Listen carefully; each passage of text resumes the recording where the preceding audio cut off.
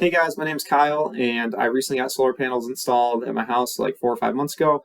They're on the roof. I'm out here in West Michigan, and I found that just trying to understand the bill is a little bit more confusing than I thought it would be. So I've done lots of hours and learned, ins and outs of it, also how everything's calculated. So I just figured I'd make a quick video and share with you guys what I learned. All right, so Consumers Energy does have a sample bill that they put out on their website, and that's what we're looking at now. I'll show you my bill just to compare it to that.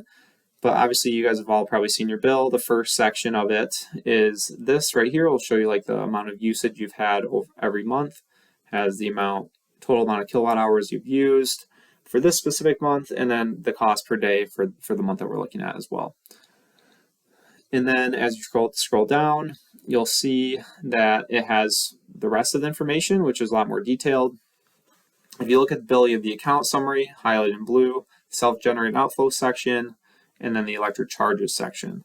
And that's also noted a little bit more clearly on the left side. So the left side here, of course, is the program, which is distributed generation. It used to be net metering. It was a little bit more favorable back in the day. I think it ended around 2020. Then down here it just says the rate code, so it's either residential, commercial. You could probably have some industrial as well. And then, of course, you have the electric charges and the generated section. So this is just pulled from the bill here. But when you log on to see your actual bill, you'll probably now have two readings once you get solar panels. The first read will be for the amount you actually are charged, and then the second read will be the amount that you're selling back to them. And that's just noted more carefully in the bill here.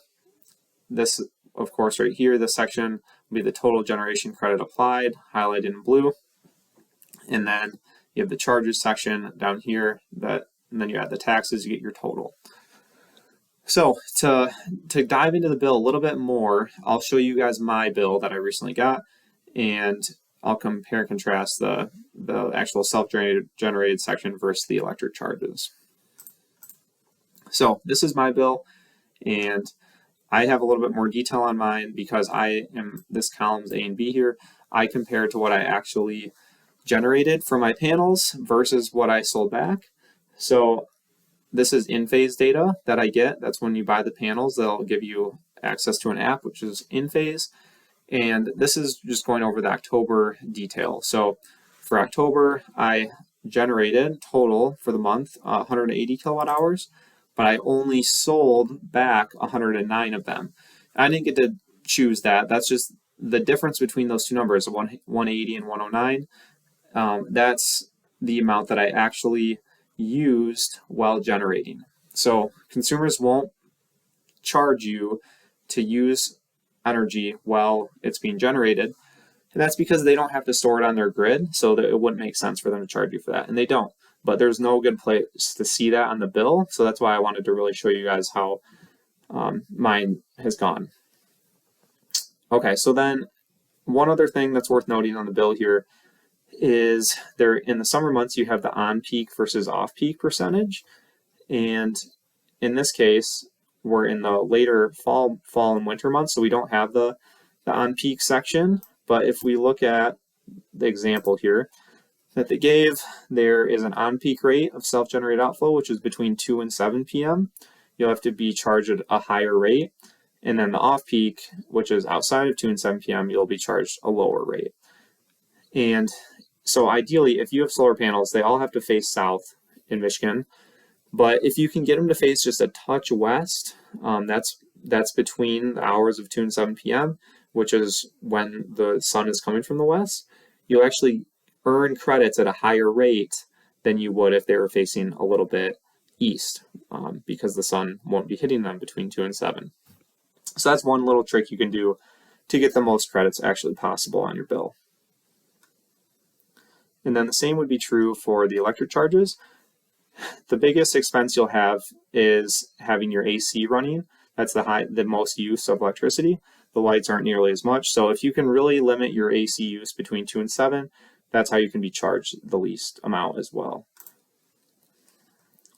And then the last part I'll say about the bill here is I I took the liberty of going through every single charge here and putting it into column K with the rates. So if you really want to see how much you'll be charged at each amount of kilowatt hours, you can look at this handy table, and I'll scroll to the right so you can see. So mine are all between that 200 and 500 amount of kilowatt hours because I have a pretty small house. But for those who might have like a 6-bedroom, 5-bedroom, somewhere in there, you have a lot of kids, a big family, you could end up using 1,000 kilowatt hours in a month. And this would, this just helps you see how much your bill would actually be if you were using that many kilowatt hours. So this one, 1,000 kilowatt hours in a month, you'd end up being around 184. And, with only 200, it'd only be about 42. So it's just a nice little table to compare to if you're trying to understand your bill. So yeah, I hope that was helpful. And, as always, feel free to ask me any questions. I do have some other videos that I do throughout the month that just go through the actual activity I've done. So this one I did most recently was for October, and that goes through, all the data, all the in-phase data, and it shows, each month how I'm doing. So yeah, appreciate you guys listening, and let me know if you have any questions.